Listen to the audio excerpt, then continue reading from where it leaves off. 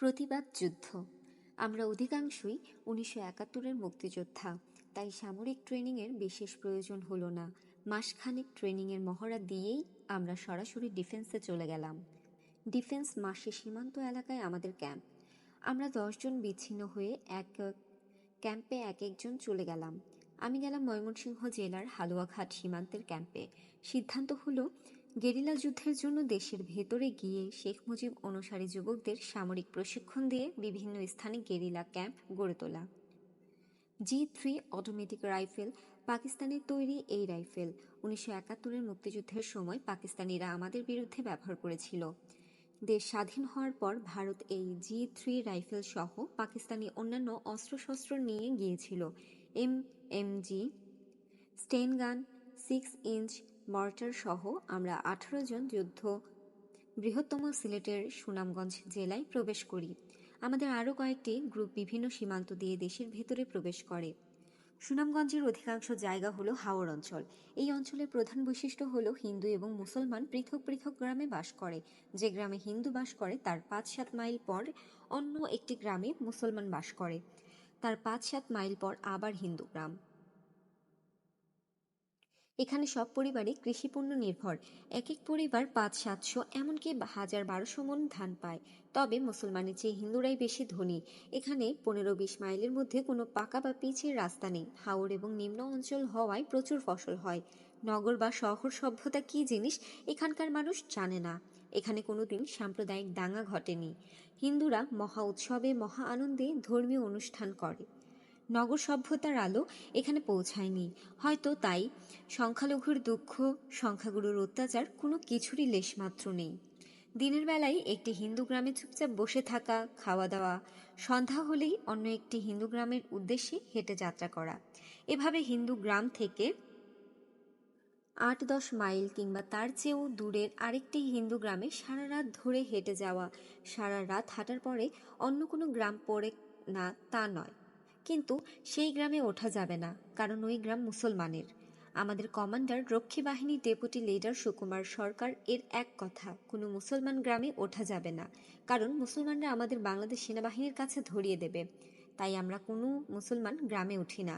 সন্ধ্যা হলেই আমরা হাঁটা শুরু করি। সারা রাত হেঁটে এক হিন্দু গ্রাম থেকে আরেক হিন্দু গ্রামে গিয়ে উঠি। এভাবে দিনে খাওয়া দাওয়া, চুপচাপ বসে থাকা এবং সারা রাত হাঁটা।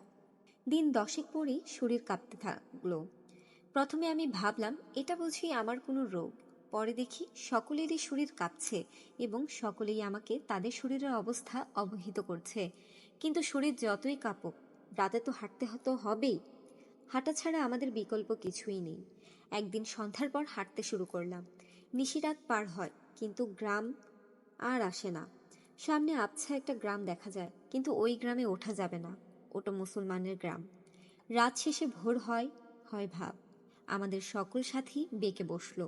তাদের শরীর আর চলছে না, আর হাঁটতে পারছে না। সকলের এক দাবি, এই গ্রামেই উঠতে হবে, এই গ্রামেই আশ্রয় নিতে হবে। কিন্তু কমান্ডার সুকুমার সরকারের ওই একই কথা, এটা মুসলমানের গ্রাম, এই গ্রামে ওঠা বা আশ্রয় নেওয়া যাবে না। এর পরের গ্রাম হিন্দু, সেই গ্রামে আশ্রয় নেওয়ার জন্য উঠতে হবে। এই কথা শুনে সবাই বসে পড়ল, কেউ কেউ শুয়ে পড়ল। সামরিক ভাষায় যাকে বলে ট্রপস আউট অফ অর্ডার। সুকুমার সরকার আর আমি দাঁড়িয়ে, বাকি সবাই যে যার মতো কুয়াশার ভেজা ঘাসের উপর শুয়ে বসে। সুকুমার বাবু আমাকে বললেন, বাঁচতে চাইলে ট্রুপস উঠাও। আমি শত চেষ্টা করেও কাউকে ওঠাতে পারলাম না। অবশেষে কমান্ডার সুকুমার আঞ্চলিক ভাষায় বললেন, শালার ভাইয়েরা আমার কি, ব্যাকটুইন মরবে, চল এই মুসলিম গ্রামেই উঠি, বলে গ্রামের দিকে হাঁটতে লাগলেন। ধীরে ধীরে সবাই উঠে হাঁটতে লাগলো। সুকুমার বাবু এবার মুসলমান গ্রামের দিকেই চলতে লাগলো। মিনিট ১৫ মধ্যেই আমরা আশ্রয় নেওয়ার জন্য মুসলমান গ্রামে উঠে পড়লাম। মূল মাটি থেকে ১৫-২০ ফিট উঁচু, ৭-৮০০ ফুট লম্বা, ১০০ ফুট চওড়া এবং ৫০-৬০টি ঘরের গ্রামে যে দিক দিয়ে পারে ঢুকলো এবং যে ঘরে পারে শুয়ে পড়লো। সারা গ্রামের ডাকাত ডাকাত বলে শোর পড়ে গেল। অবস্থা বেগতিক দেখে আমি চিৎকার করে বলতে লাগলাম, ভাই সব, আমরা ডাকাত না, আমাদের ভয়ের কোনো কারণ নেই, আমরা ডাকাত নই, আপনারা হইচই বন্ধ করুন, আমরা ডাকাত নই। এক পর্যায়ে বাধ্য হয়ে বললাম, আপনারা চুপ না করলে আমরা আপনাদের গুলি করতে বাধ্য হব। বলেই G3 অটো রাইফেল তাক করলাম। কিছু লোক কথাই এবং ভয়ে চুপ করল। আমি গ্রামের পুরুষদের বললাম, আপনারা মসজিদে আসেন, ফজরের নামাজের পর আপনাদের সাথে আমাদের কথা আছে। এখানকার গ্রাম দেশের অন্যান্য গ্রামের মতো নয়। এই গ্রাম মূল মাটি থেকে 20-30 ফুট উঁচু, 500-700 বা 1000 ফুট লম্বা, 50 ফুট চওড়া করে মাটি ফেলে তার উপর পরিকল্পিতভাবে 2 সারিতে ঘর, এক কোনায় মসজিদ, পাঠশালা তৈরি করা। মসজিদে ফজরের আজান শেষে নামাজ হলো। আমাদেরকে যে কোনো ঘরে কোথায় ঘুমিয়ে নাক ডাকছে তার কোনো হদিস নেই। একমাত্র আমি গ্রামের মানুষের ভিড়ে উপচে পড়া মসজিদের বারান্দায় অস্ত্র হাতে দাঁড়িয়ে বক্তৃতা করছি। ভাই সব, আমরা ডাকাত নই। আমরা যদি ডাকাত হতাম তাহলে এতক্ষণে আপনাদের জানমাল ধন সম্পদ লুট করতাম। কিন্তু কই, আমরা তো আপনাদের কিছুই লুট করছি না, কারণ আমরা ডাকাত নই। আমরা হলাম জাতির জনক বঙ্গবন্ধু শেখ মুজিবুর রহমানের সৈনিক। আপনারা হয়তো জানেন না, জাতির পিতা বঙ্গবন্ধু শেখ মুজিবকে সপরিবারে নির্মমভাবে হত্যা করা হয়। আর তাই ওই হত্যার প্রতিবাদে আমরা যুদ্ধ ঘোষণা করেছি। আমরা ডাকাত নই, আমরা শেখ মুজিবের সৈনিক। আমরা বাংলাদেশ সরকার ও বাংলাদেশ সেনাবাহিনীর বিরুদ্ধে যুদ্ধ করছি, এবং এই যুদ্ধের প্রয়োজনেই আমরা আজ আপনাদের কাছে আশ্রয়ের জন্য এসেছি। আমরা আপনাদের সন্তান, আপনারা আমাদের পিতা মাতার মতো। শুধু আজকের দিনের জন্য একটুখানি আশ্রয়ে আমরা আপনাদের কাছে চাই। আমার বক্তৃতা শুনে গ্রামের এক মহিলা বলল, উমা, ডাকাত দেখে ভালো ভালো কথা বলে, তোতা পাখির মতো আরো কত কিছুই না বোঝালাম। গ্রামবাসীও বুঝল। আমি মসজিদের বারান্দায় অস্ত্রটা বুকের ভেতর জড়িয়ে ঘুমিয়ে পড়লাম। গ্রামবাসীর ডাকে আমার ঘুম ভাঙল। গ্রামবাসী আমাকে ঘুম থেকে তুলে বলল, স্যার আসেন, আপনাদের জন্য খাওয়ার ব্যবস্থা হয়েছে। আমি বললাম, আপনি যান, আমি আসছি। তিনি বললেন, না, আমার সাথেই যেতে হবে, আপনাদের জন্য আমরা খাসি জবাই করেছি। আমি ওনার সাথে যেতে থাকলাম। একটা ঘরে আমাকে আমার আরো 3জন সাথী সহ খাওয়াতে বসানো হলো। খেতে বসে দেখলাম সত্যি সত্যিই খাসির মাংস খেতে দিয়েছে। মনে মনে নিজেই নিজের বক্তৃতার প্রশংসা করতে লাগলাম আর গর্ববোধ করতে লাগলাম। আমার বক্তৃতার এমনই জাদু, এবং মানুষকে এমনভাবে বোঝাতে পারি যে গ্রামের মানুষ খাসি জবাই দিয়ে আমাদের খাওয়ায়। আহ, কি আমার যোগ্যতা! খাসির মাংস দিয়ে পুরো পেট ভাত খাওয়া শেষ হয়ে দুধ। পেটে জায়গা না থাকায় দুধ ভাত খেতে অক্ষমতা জানালাম। কিন্তু জাতির পিতা বঙ্গবন্ধু শেখ মুজিবুর রহমানের ভক্ত গ্রামের মানুষেরা নাছোড়বান্দা, দুধ ভাত খেতেই হবে। তাদের অনুনয়ের কাছে নতি স্বীকার করে দুধ ভাত খেতে বসলাম। লোকমা দুধ ভাত তুলে যেই মুখে দিতে গেলাম, অমনি আচমকা গুলি শুরু হলো। ঝাঁকে ঝাঁকে গুলি বাঁশে বেড়া ভেদ করে ঘরে ঢুকতে লাগলো। বা হাতে থাকা G3 রাইফেল নিয়ে মাটিতে লুটিয়ে পড়লাম। মুহূর্তের মধ্যেই পাল্টা গুলি করতে করতে ঘরের বাইরে বেরিয়ে এসে দেখলাম বাংলাদেশ সেনাবাহিনীর সৈন্যরা আমাদের 3 দিক থেকে ঘেরাও করে হামলা করেছে। এতক্ষণে বুঝলাম জাতির জনক বঙ্গবন্ধু শেখ মুজিবুর রহমানের ভক্ত, অনুরাগী সমর্থক, সহজ সরল গ্রামের মানুষের খাসি জবাই করে ও দুধ ভাত খাওয়ানোর প্রকৃত রহস্য। 3-4 শত লোকের বাস এই গ্রামে। গ্রামে কোনো মহিলা নেই, শিশুও নেই, এমনকি পুরুষও নেই। রয়েছে শুধু আমরা আর আমাদের সামনে, ডান দিকে এবং বাম দিকে এই 3 দিকে ঘেরাও করা আর্মির সৈন্যরা। আমাদের পেছনে হাওড়। হাওড় মানে কুলকিনারাবিহীন এক বিশাল জলাশয়। আমাদের তড়িৎ পাল্টা আক্রমণে প্রচণ্ড যুদ্ধ শুরু হয়েছে। ফজরের নামাজের পর গ্রামের মানুষদের আমাদের সম্পর্কে, জাতির পিতা বঙ্গবন্ধু শেখ মুজিবুর রহমান সম্পর্কে বিস্তারিত বোঝানোর পর আমরা যখন গভীর নিদ্রায় মগ্ন, তখন গ্রামে মানুষেরা বাংলাদেশ সেনাবাহিনীর কর্নেল, পরবর্তীকালে DGDFI মেজর জেনারেল এবং রাষ্ট্রদূত chief of Baghdad general Mahmudul Hasan নন, মাহমুদুল হাসানের সঙ্গে যোগাযোগ করে এবং জেনারেল মাহমুদুল হাসানের পরিকল্পনা অনুযায়ী আমাদের খাওয়ার জন্য খাসি জবাই করে মাংস এবং দুধ ভাত খাওয়ার আয়োজন করা হয়। আমরা ঘুমে থাকতেই মুষ্টিমেয় কয়েকজন লোককে আমাদের খাওয়া দাওয়ার জন্য রেখে গ্রামের বাকি মহিলা, শিশু এবং পুরুষ সকলকেই অন্যত্র সরিয়ে নেওয়া হয়। হিসাবটা এরকম ছিল, আমরা খাসির মাংস আর দুধ ভাত খেতে ব্যস্ত থাকব, আর মাহমুদুল হাসানের সৈন্যরা 3 দিক থেকে ঝটিকা আক্রমণ করে আমাদের জীবিত ধরে নিয়ে যাবে। আমাদের সঙ্গে থাকা অত্যাধুনিক সমরাস্ত্র সম্পর্কে মাহমুদুল হাসান আর সঠিক ধারণা ছিল না। তিনি আমাদের আন্ডার এস্টিমেট করেছিলেন, অস্ত্রশস্ত্রের দুর্বল মনে করেছিলেন। ফলে প্রায় ৩ শতাধিক সৈন্য নিয়ে ৩ দিকে থেকে ঘেরাও করেও আক্রমণ করেও আমাদের কাবু করতে পারেননি। আমরা তড়িৎ পাল্টা আক্রমণের মাধ্যমে মাহমুদুল হাসানের আক্রমণ প্রতিহত করে দেই। জেনারেল মাহমুদুল হাসান হেলিকপ্টারের সাহায্যে অস্ত্র ও সৈন্য সমাবেশ করতে থাকে। আমরা হেলিকপ্টার লক্ষ্য করে 6 ইঞ্চ মর্টার থেকে গোলা নিক্ষেপ করলে হেলিকপ্টার পালিয়ে যায়। কিন্তু ইতোমধ্যেই জেনারেল মাহমুদুল হাসান তার সৈন্যবল ও অস্ত্রবল বিপজ্জনক মাত্রায় বৃদ্ধি করে। প্রচণ্ড গতিতে যুদ্ধ চলতে থাকে। বাংলাদেশ সেনাবাহিনীর লক্ষ্য আমাদের জীবিত কিংবা মৃত অবস্থায় পরাস্ত করা, আর আমাদের লক্ষ্য প্রাণে বাঁচা। যুদ্ধের কৌশলগত কারণে আমাদের অবস্থান ছিল অনেক সুবিধাজনক, কারণ আমরা ছিলাম গ্রামে অর্থাৎ উঁচু জায়গায়, আর সেনাবাহিনী ছিল ধান খেতে অর্থাৎ নিচু জায়গায়। যুদ্ধে আমাদের মিডিয়াম মেশিন গান চালক উপজাতীয় গারো তরুণ আশু মারাক ও তার অল্প বয়সী তরুণ সহকারী চালক দীনবন্ধু মারাক ফিল্মের নায়কের মতো অভূতপূর্ব সাহসিকতার সাথে ১০০ রাউন্ড গুলির এক চেইন বিশিষ্ট চালাতে থাকে। এমএমজি এর সামনে দুটি পা আছে। এই পা দুটিকে মাটিতে রেখে শুয়ে থেকে তারপর এমএমজি চালাতে হয়। কিন্তু আশু মারাক এই রীতি বা প্রশিক্ষণে তোয়াক্কা না করে ১০০ রাউন্ড গুলির এক চেইন এমএমজি হাতে নিয়ে দাঁড়িয়ে সিনেমার নায়কের মতো শত্রুকে ঘায়েল করতে লাগলো। আর তার সাথে তাল মিলিয়ে কিশোর তরুণ যুবক দীনবন্ধু চেইনে দ্রুত ১০০ গুলির রাউন্ড ভরে চেইন এমএমজিতে ফিট করে দিতে লাগলো।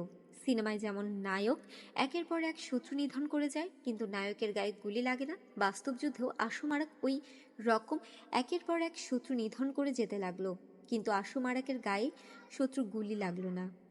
আমরা প্রকৃত অর্থে চারদিক থেকেই ঘেরাও। আমাদের পালাবার কোনো পথ নেই, কারণ ৩ দিকে সেনাবাহিনী আর একদিকে কুলকিনারাবিহীন হাওরের বিশাল জলরাশি। পালাবার কোনো পথ নেই। জেনারেল মাহমুদুল হাসানের ধারণা ছিল আমরা আর কতক্ষণ যুদ্ধ করব? ১ ঘন্টা, ২ ঘন্টা, ৫ ঘন্টা, ১০ ঘন্টা, ২৪ ঘন্টা, ১ দিন, ২ দিন, তারপর কি? হয় মৃত্যু, না হয় বন্দি। আসলেও তাই। আমাদের তো আর পালাবার কোনো পথই নেই। প্রচণ্ড যুদ্ধে কেউ কারো নাহি ছাড়ে সমানে সমান। আমি চিন্তিত হলাম। ক্রলিং করে এক জায়গা থেকে আরেক জায়গায় গিয়ে নিজেদের সর্বশেষ অবস্থানটা দেখে নিলাম। যুদ্ধ শুরু হয়েছে দুপুরবেলা, এখন প্রায় সন্ধ্যা হয়। মনে মনে সেলফ ডিসিশনটা কি নেব ভাবতে লাগলাম। ধরা পড়ব না আত্মহত্যা করব? ঠিক এমন সময় আমাদের কমান্ডার সুকুমার বাবু ঠিক এই ভাষায়, কে আছো জোয়ান, হও আগুয়ান, হাকিছে ভবিষ্যৎ, বলেই আমাকে বললেন, ওই উত্তর দিকে হিজল গাছগুলোর আড়ালে যে সৈন্যগুলো আছে তাদের যদি এক ঝটিক আক্রমণে নিহত বা সরিয়ে দিতে পারো, তাহলেই কেবল আমরা বাঁচতে পারি, কারণ ওই একটিই মাত্র পথ আছে পালাবার। কমান্ডারের কথাটা শুনে এতক্ষণ মনে মনে যে সেলফ ডিসিশনের কথা ভাবছিলাম তার সুরাহা হয়ে গেল।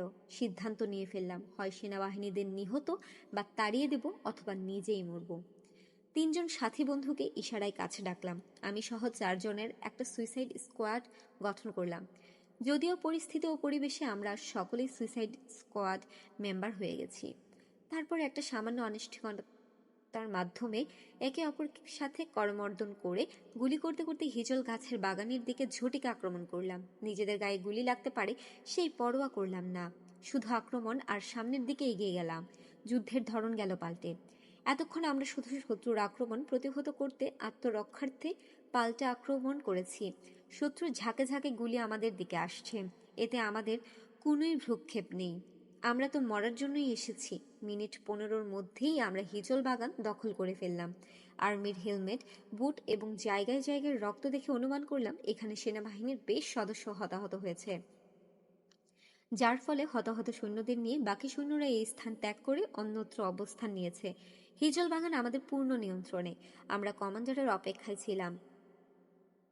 সন্ধ্যা হয়ে অন্ধকার নেমে এলো। চারিদিকে খুঁটখুঁটে অন্ধকার, যুদ্ধের তেজ কমে এলো। এখন এমনই একটা সময় যখন আকাশের চাঁদের ভগ্নাংশ ওঠে রাত ১০টা-১১টায়। আকাশের চাঁদ ওঠার আগেই এই অন্ধকারেই আমাদের পালিয়ে যেতে হবে। কতক্ষণ জানি না, তবে অনেকক্ষণ হলো আমাদের কমান্ডার এবং অন্য সাথীদের অপেক্ষায় আমরা বসে আছি। চাঁদ উঠলে আমাদের পালানো কঠিন হয়ে পড়বে। চাঁদের আলোয় আমাদের দেখলেই গুলি করে মাথার খুলি উড়িয়ে দেবে। পালাতে পারা তো দূরের কথা, চাঁদ উঠলেই আমাদের হয় পজিশনে থাকতে হবে, নইলে মারা যেতে হবে। এখনো কমান্ডার এলো না। আল্লাহর কাছে প্রার্থনা করছি, হে আল্লাহ, তুমি আজ মেঘের চাঁদ ঢেকে রাখো, নইলে আমরা মারা যাব।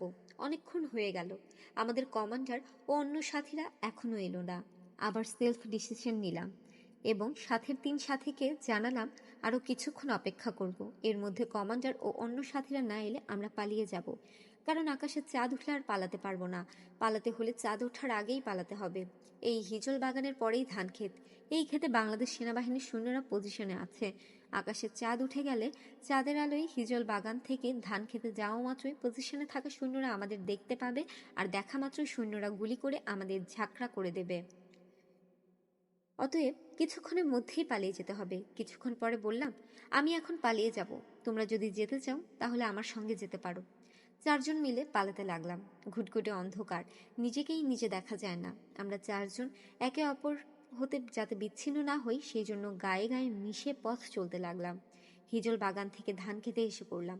ধান খেতে কিছুক্ষণ চলার পর আমরা দাঁড়িয়ে পড়লাম। এত অন্ধকার যে আমরা কি সোজা হাঁটছি না জায়গায় ঘুরছি কিছুই বুঝি না। তবে এইভাবে যে পালাতে পারবো না তা বুঝতে পারলাম।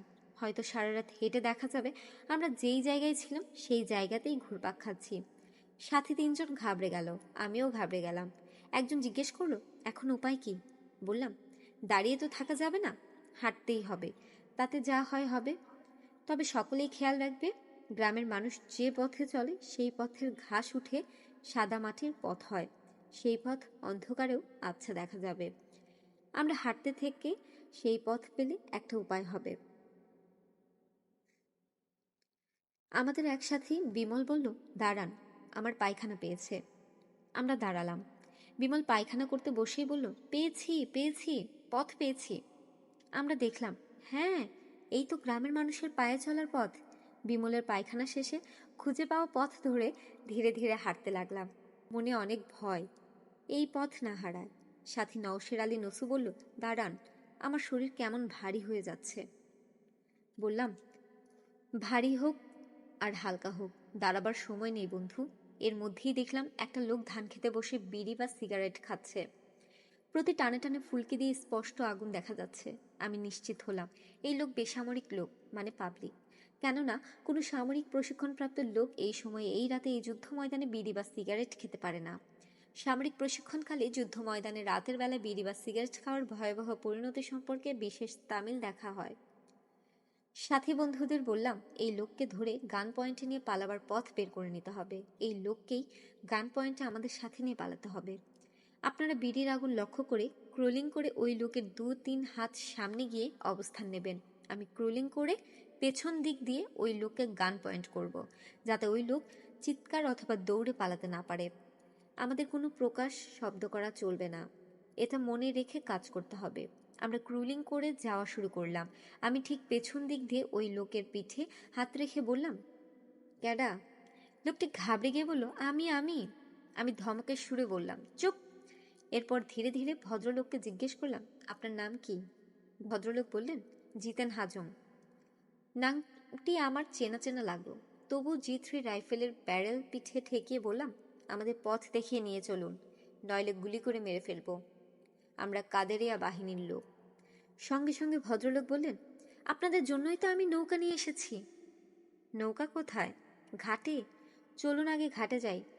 জিতেন হাজং হলেন কমরেড মনি সিং এর কমিউনিস্ট পার্টির সদস্য। সংগ্রামী আর বিপ্লবীদের সাহায্য করাই তার ধর্ম। সুনামগঞ্জ সীমান্ত এলাকার বাসিন্দা চিরকুমার জিতেন হাজং চিরকাল মানুষের সেবা করেই জীবন কাটিয়ে দিচ্ছেন। এই সুনামগঞ্জ অঞ্চলের মোটামুটি সমস্ত মানুষ জিতেন হাজংকে চেনে।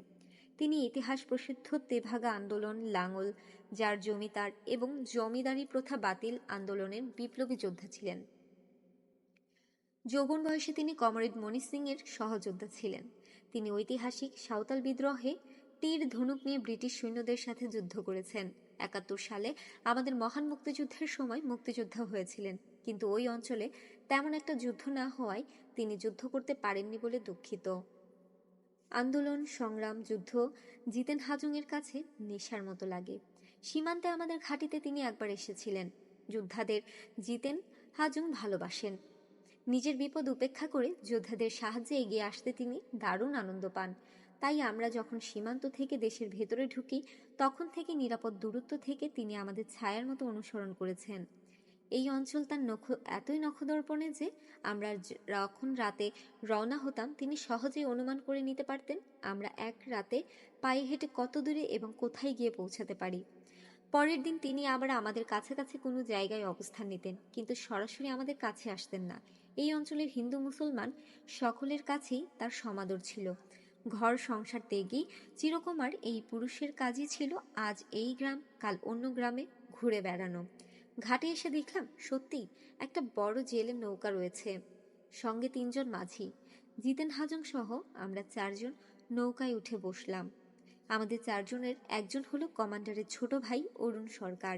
নৌকায় উঠেই অরুণ সরকার বলল, দাদারে ছাড়া যাবো না, দাদারে আনার ব্যবস্থা করেন। জিতেন হাজং বললেন, তোমরা নৌকায় বহো, আমি কমান্ডারে খুঁজে আনি।